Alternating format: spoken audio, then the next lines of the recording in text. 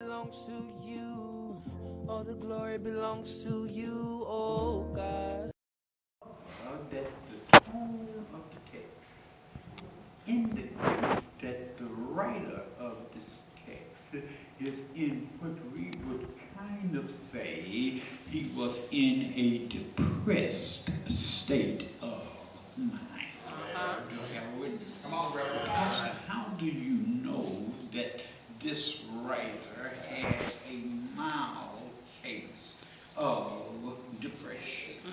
The setting of the text is one in which the children of Israel had been taken captive away from their home, Jerusalem, and had been led to captivity in Babylon. Now, in Babylon, they had been taken from their homeland, Jerusalem, and they were now in captivity. And the people, the children of Israel, was well aware of being in captivity because it was years, hundreds of years earlier that their foreparents had ended up in captivity in Egypt themselves. So they knew what it meant to be in captivity.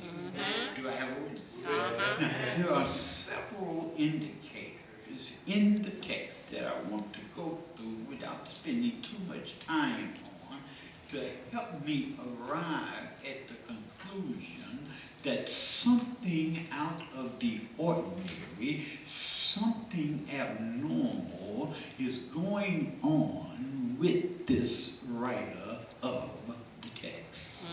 The first thing I see here is the place that is mentioned. The writer says, by the rivers of Babylon. Now, that right there suggests to me that this person is in a place of solitude. Not only is this person in a place of solitude, but this person is also isolated. Amen. Most of the time, when you end up at the river, ain't a whole lot of people around for you to chat to. And most people just don't go down to the river for no purpose.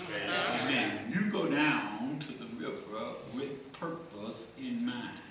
Either you're going to fish, either you're going to think things, either the burdens and the pressures of life have gotten to you and you just need to get somewhere where you can be all alone and you can talk to God, have God talk to you. In other words, you want uninterrupted time with God. And most of the time, those of us who are saved, when we get in a depressed state of mind, and when things have combobulated our mind, when things have thrown us a curve, when life has seemed to get too much for us to handle, we turn to God. And we tell God, God, this thing is beyond my control. Lord, this is too much for me. I think it was Little Milton who said it was too much for me, baby, that I had to walk the back streets and cry. But by us being children of God, we don't have to walk back streets and cry when things become too heavy for us, when our burdens get too heavy to bear, when our loads get too heavy to carry. We have a God that we can go to and we can talk to and we can take our burdens unto the Lord and what? Leave them there. Now, I need to throw this in for you for free. When you take your burden to the Lord and drop them off at the Lord's feet, when you leave the altar, leave the burdens. Don't take them back to to your seat. Don't take them back to your car. Don't take them back to your home. Don't take them back to bed with you tonight. Leave them at the, if God invites you to leave them there, leave them there. Amen. You should never look back with the eye and a mindset of going back. But see, when you get depressed, then that means that your mind is not functioning the way that it ought to. And you have to be careful when you're in a depressed state of mind and you begin to look back. Because when you are in a depressed state of mind, I'm not thinking clearly, and then I will have a tendency to say, I did better where I was than where I am now. That's that depression talking. That's your circumstance talking. That's your situation talking. Do I have a witness in here? Because truth be told, if I go back to where I came from, if I go back, then that means I'm going back to a sinner. Amen. Because before I met the Lord, I was a sinner. But after I met the Lord, I am still a sinner, but now I'm a sinner saved by grace. Don't y'all make me preach that by myself. I'm saved by grace. So since I am now saved, ain't no reason for me to want to go back. I remember the children of Israel. The children of Israel got angry at Moses and said, Moses, you brought us out here to die. It was good if we had stayed in Egypt. At least we had a burying ground. You didn't know if you had a burying ground or not. You were a slave. Amen. At least we had food to eat. You didn't have food to eat. They served you when they wanted you to have food. Somebody ought to help me. Don't look back. You ought to look back, not for the negativity, but for the positivity that's going to propel me into my future. That's going to propel me into my purpose. Yes. Amen. He says, there, you got to get out. There we wept. When we remembered Zion. In other words, when they thought about how good they had it, where they are, and how they are now where they are. Yes.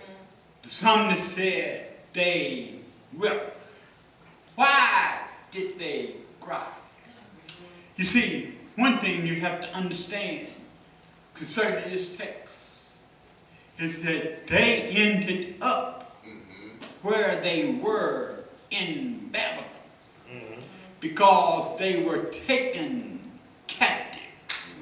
Now, understand this. They were taken captive. In other words, they were in prison. All right. Now, a whole lot of things that go on in our lives. Whole lot of circumstances and situations that come up in our lives. I need to tell you something. You can't blame everything on God. Amen. Right. Amen. No. Amen. I know you're looking at me funny. Matter of fact, and this really don't blow your mind. Matter of fact, some stuff that happened to us, some situations we find ourselves in, some circumstances we find ourselves confronted with, we can't even blame on Satan.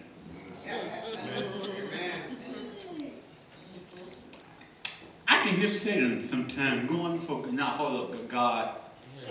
Oh, wait, God. Now, God, now you know. I ain't have nothing to do with that. Amen. God, you know, good darn well,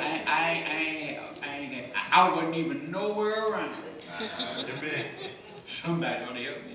Amen. You see, some of the stuff we find ourselves dealing with now, some of the circumstances we find ourselves with, some of the complexities of life that we are dealing with right now, it falls on the person who don't want to take the blame. And the person who don't want to take the blame is me, myself, and doing my own thing, my own way, self. A lot of our problems, a lot of our situations, a lot of our circumstances is nobody's fault but mine. Touch me, say, ain't nobody's fault but yours. Stop blaming the devil. Stop blaming God. You in this marriage now. You know the marriage is terrible. The marriage is horrible. Don't blame God. Don't even blame the devil. Admit to yourself, I made a mistake. You got 4 or 5 husbands, got 3 or 4 different men, and you still ain't married. Don't get angry with God and say, God, why you gave me all this? God didn't make you lay down and didn't use no protection. Right there. You got to blame. I come to preach.